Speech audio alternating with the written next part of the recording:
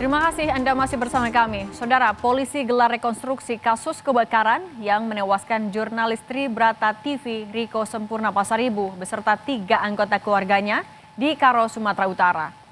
Polisi menghadirkan 3 orang tersangka pembakaran pada rekonstruksi ini.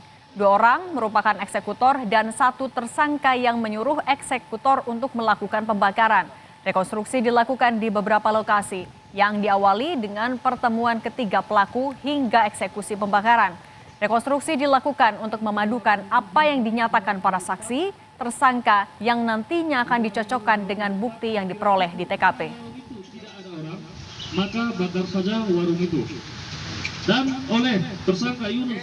Tak kunjung mendapatkan titik terang, Eva Meliana Pasaribu, anak jurnalis Tribrata TV yang tewas terbakar bersama ketiga anggota keluarganya, mendatangi polisi militer Kodam 1 Bukit Barisan di Medan, melaporkan dugaan keterlibatan anggota TNI pada kasus ini.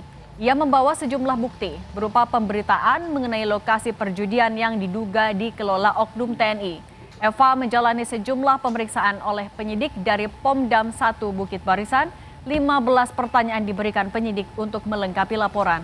Pemeriksaan ini merupakan lanjutan dan untuk menyamakan laporan korban sebelumnya ke Puspom Angkatan Darat.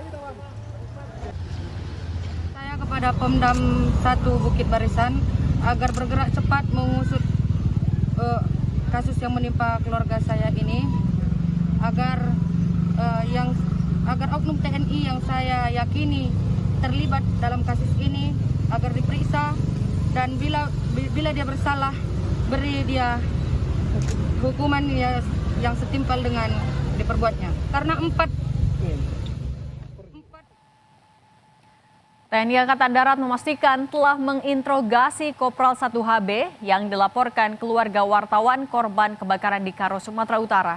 Kadis Penat, Brigjen TNI Christo Mei Sianturi menyebut, dari hasil penelusuran sementara, Kop2 HB mengaku tidak tahu soal insiden kebakaran yang menewaskan wartawan Tribrata TV Sempurna Pasaribu dan 3 anggota keluarganya. Kadis Penat meminta publik tak memberi kesimpulan terlebih dahulu bahwa benar ada keterlibatan Kopral 1 HB sebelum investigasi menyeluruh dilakukan. Tapi secara internal TNI AD begitu ada dugaan seperti itu, kita sudah meminta keterangan investigasi terhadap yang bersangkutan, minta keterangan. Nah, baru sebatas itu saja. Dan memang tidak ada yang bersangkutan tidak mengetahui tentang hal itu menurut pengakuannya. Oh, kemarin katanya ada screenshot chattingan. Nah, kita selidiki chattingannya. Apakah betul RHB? Apakah itu chattingan mengancam?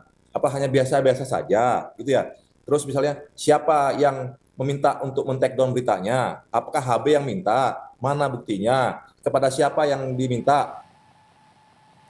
Lalu bagaimana perkembangan dari rekonstruksi kasus pembakaran ini? Sudah bergabung bersama kami jurnalis Kompas TV Jenny Sihombing di Karo, Sumatera Utara. Selamat petang Jenny. Dari hasil rekonstruksi, benarkah ada dugaan keterlibatan anggota TNI dalam kasus ini? Ya, baik Cindy, hingga saat ini dari informasi yang kami dapatkan dari pihak kepolisian, hingga saat ini pihak kepolisian masih menetapkan 3 tersangka dalam kasus yang menewaskan jurnalis media online beserta 3 keluarganya. Dan hingga saat ini pihak kepolisian juga masih terus mengusut dan mencari tahu tentang motif dari ketiga pelaku melakukan aksi pembakaran dan juga sehingga tewasnya korban dan juga ketiga keluarganya. Dan hingga saat ini proses rekonstruksi ini sudah berjalan sejak pukul 3 sore tadi, dan sampai saat ini hingga pukul 5 lewat ya, proses rekonstruksi ini masih berlangsung di TKP kedua dari 6